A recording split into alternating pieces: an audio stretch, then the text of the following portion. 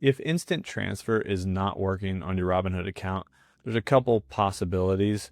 The biggest one is that if your bank account is not linked with Plaid, you can't do instant transfers.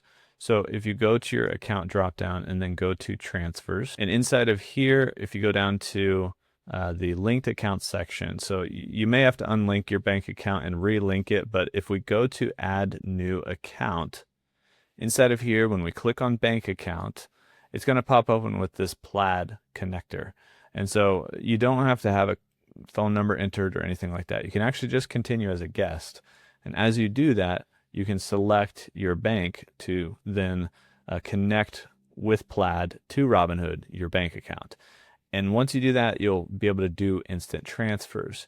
The other, sort of small things that might affect instant transfer not being available to you. If we go set up a transfer really quick, we're going to transfer $5 from our bank account to this individual account. Going to review that transfer and then transfer it. After this, it's going to pop open a window that basically, well, it's going to say deposit initiated.